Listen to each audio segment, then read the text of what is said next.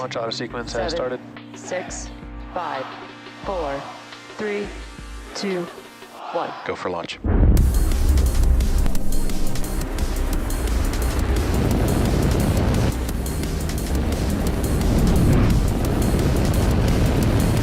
Vehicle is supersonic. Stage separation confirmed. Dragon, separation confirmed.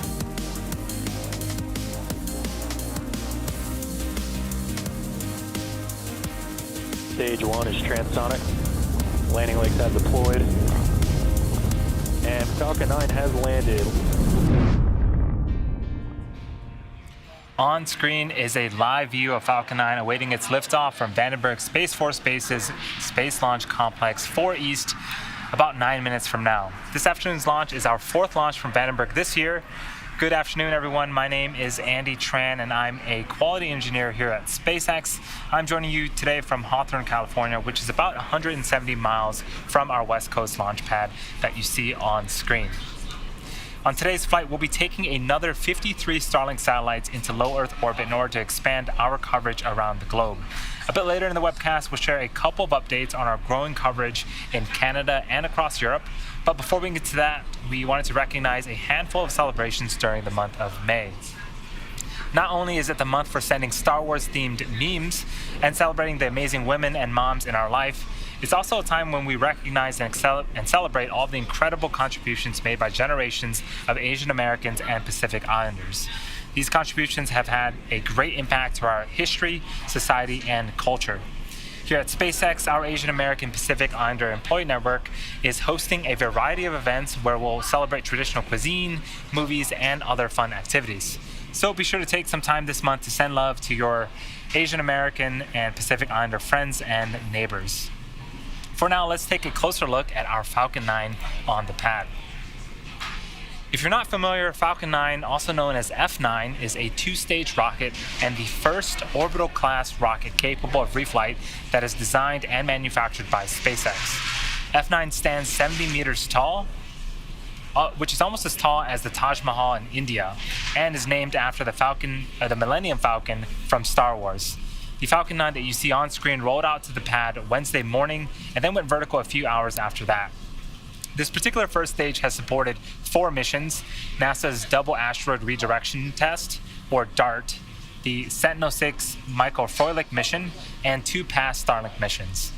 And if you've been following SpaceX, you know that reusability is one of our top priorities, as it's the key to reducing the cost of space access for all of us. And being able to reuse multiple components of our rockets plays a big part in making that a reality. In addition to the Star Wars aspect to the name, the number 9 in Falcon 9 references the 9 M1D engines on the first stage, but there's actually 10 engines on the rocket. The second stage has a slightly modified engine on it called the Merlin Vacuum, or MVAC engine. This engine has a larger nozzle which allows the second stage to perform better in the vacuum of space. And much like an assembly line, each part of the rocket plays a very important role to the launch. While the first stage powers us up and out of the Earth's atmosphere to space, the second stage takes the satellites to their targeted drop-off orbit. We just heard the callouts that Stage 1 RP1 load is complete. Engine chill has begun, and second stage thrust vector control actuators should start within the next few minutes. These are also known as the engine wiggle test. We move the thrust chamber slightly to make sure that the guidance hardware is a go for flight. The first stage would do the same wiggle test just seconds before ignition. The large barrel structure with the pointed nose that is on top of the second stage is the payload fairing. It's composed of 2 halves made up of carbon composite material that come together to protect our satellites until we're in the vacuum of space. Around 3 minutes into flight, once we've exited Earth's atmosphere, we will jettison the fairing halves and attempt to retrieve them once they return to Earth. We want to jettison the fairings as soon as we can, as the weight of the fairing actually decreases second stage performance. And for reference, the payload fairing is about 40 feet tall with a 17-foot diameter.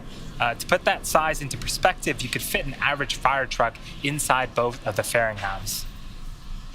And as those fairing halves return to Earth, so will our first stage, which is set to land on our drone ship that you see on screen.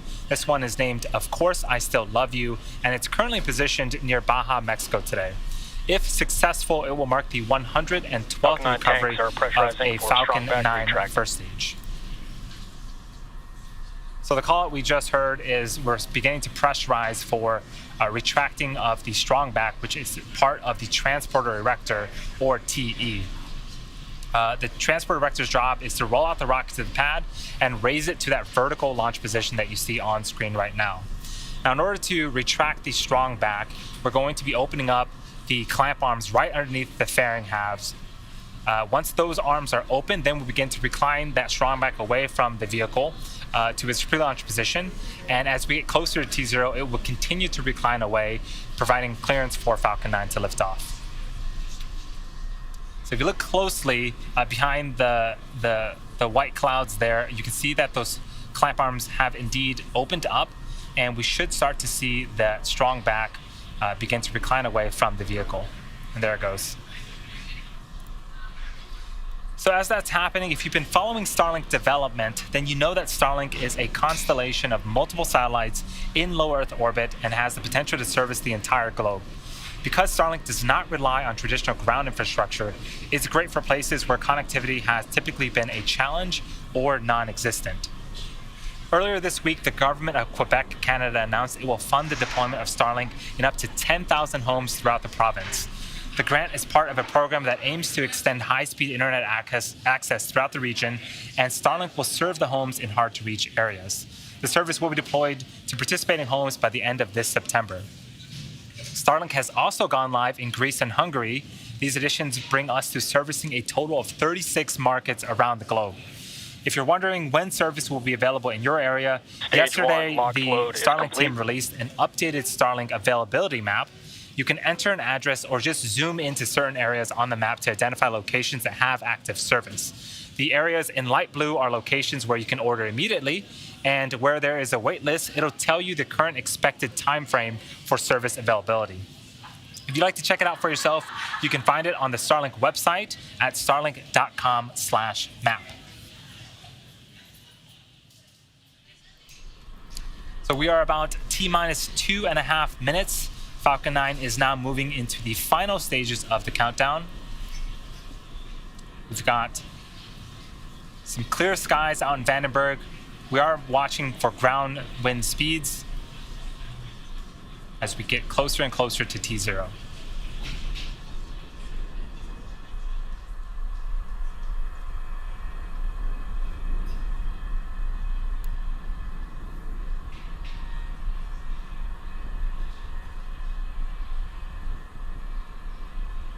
You can see that the strongback has indeed reclined away from the vehicle.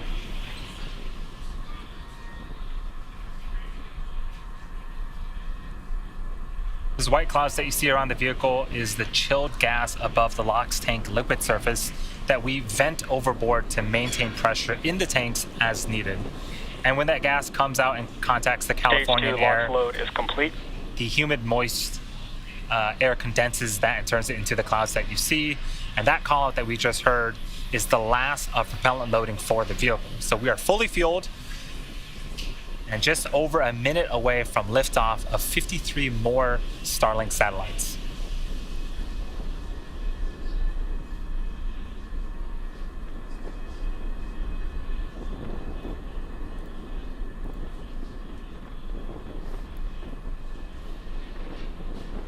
Falcon 9 is in startup. With startup, that means that both stages are beginning to pressurize for launch.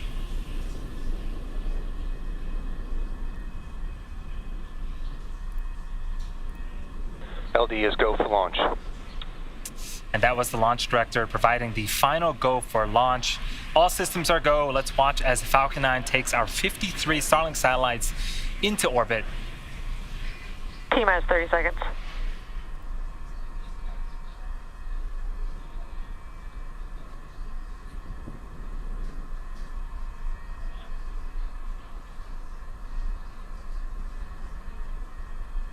T-minus 15 seconds.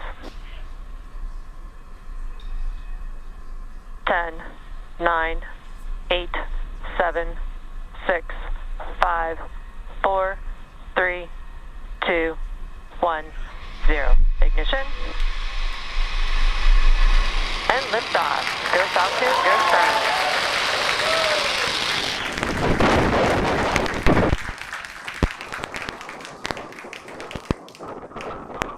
Pitching downrange. M1D chamber pressure is nominal.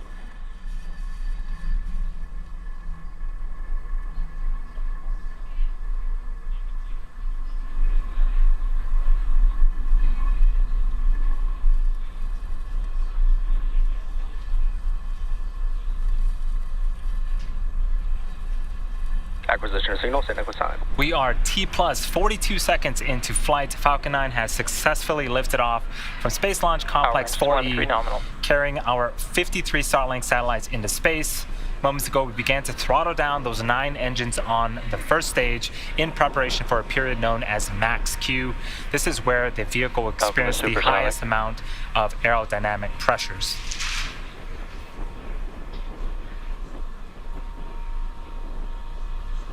Max Q. And that was the confirmation of max Q. Coming up in about a minute, we have a series of events happening back to back. First up is MECO, or main engine cutoff. This is where the 9 engines on the bottom of the first stage will shut off in preparation for stage separation. This is where the 2 stages will separate from one another, with the second stage continuing with SES-1, also known as MVAC engine chill. second engine start 1, where that MVAC engine on the second stage will ignite and continue to carry our Starlink satellites to orbit. And then shortly after SES-1, we'll have fairing deploy, where the 2 fairing halves on the top of the second stage will jettison themselves and make their way back to Earth. The first stage, after stage separation, will also be making its way back to Earth to land on our drone ship. Again, it's currently parked off the coast of Baja, Mexico, waiting for this booster's 5th landing attempt. For now, we are enjoying some gorgeous views of the West Coast as things continue to look good for today's mission.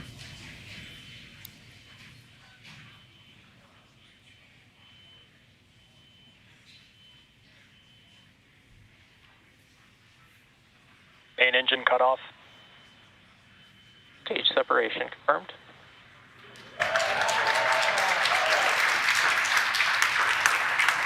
MVAC ignition.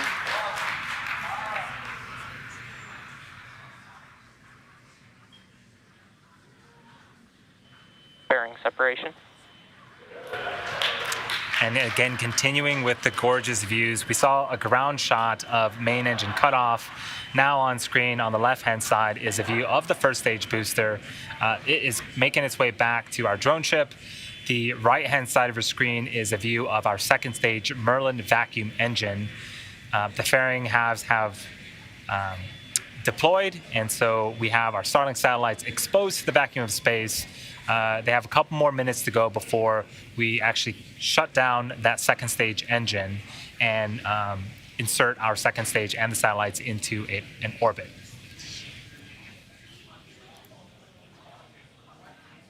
The fairing halves, again, are going to be making their way back along with the first stage for recovery. The first stage needs to execute 2 burns in order to make its way back to our drone ship. Of course, I still love you. First is an entry burn that's coming up around the T plus 6.5 minute mark. This is a 3-engine burn that slows down the first stage before we hit the denser parts of the Earth's atmosphere. And then around the T plus 8-minute mark, we'll have the landing burn. This will be the final burn before our landing attempt for the first stage. And this one is a single engine burn.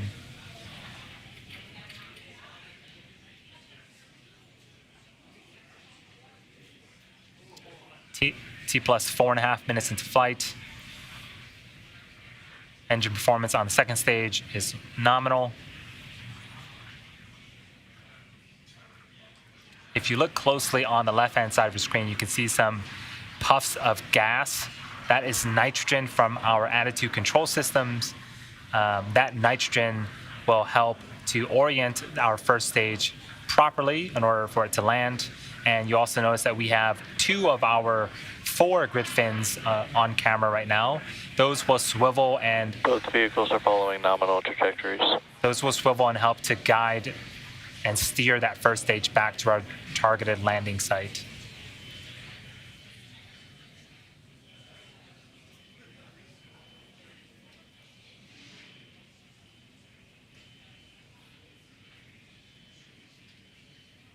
If you are just joining us, we successfully lifted off from Space Launch Complex 4E, located at our West Coast Vandenberg Space Force Base launch site. After liftoff, we had successful main engine cutoff, successful stage separation. Our second stage engine has been ignited. And now the next milestone for this mission is the entry burn, coming up in about 30 seconds.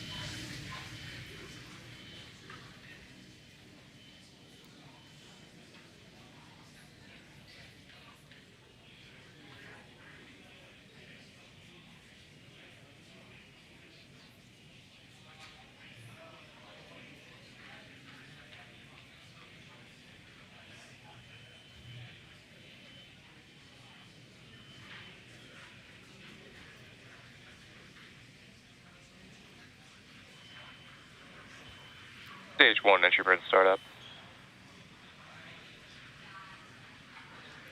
You can see on screen 3 of the 9 first stage engines have relit. This burn is expected to last for about 20 seconds before we shut it off again. You can see the speed of the first stage at the bottom left-hand side of the screen. We're starting to decrease that.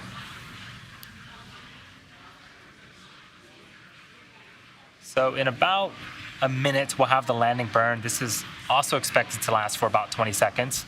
During the landing burn, this is where we'll be deploying our landing legs, and we'll make our 5th attempt at landing this first stage booster. Shortly after the landing burn ends, we'll be listening for a call out of SECO. This stands for second engine cutoff. We'll shut off the engine that you see on screen, and then we'll listen for another call out of good orbital insertion. As a reminder, after we get successful orbit confirmation, we will be ending the webcast, but we'll have audio up if you want to follow along, and we'll confirm deployment of our satellites via social media.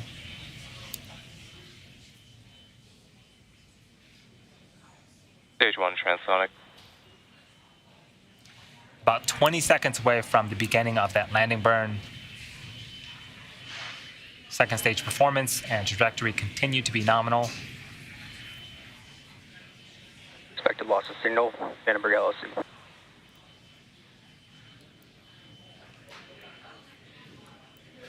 Stage 2, terminal guidance. Stage 1, landing burn. So the call-outs, we heard that we have begun the landing burn. Hopefully we can get footage Stage 2 FTS is safe. of the first stage landing on our drone ship. Stage 1, landing leg deploy. And there's a view of our drone ship positioned off the coast of Baja, Mexico, expecting that first stage booster to land here shortly. Stage 1, landing confirmed. So we have audio and video confirmation now of the first stage. That is the 5th successful landing for this particular booster, and the 112th successful recovery of a Falcon 9 first stage booster. We also heard confirmation of a successful second engine cutoff. Expected loss of signal, SNI. Nominal orbit insertion. And that was the final call out that we're waiting for, a successful orbital insertion. With the confirmation of both successful second engine cutoff and a good orbit, we'll be ending our webcast for today's launch. For those of you that are interested, we'll be confirming payload deploy via our social channels, so keep an eye out for that.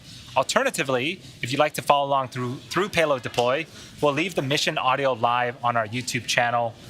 Thanks again to all of our viewers for joining today. If you are looking for more launch content,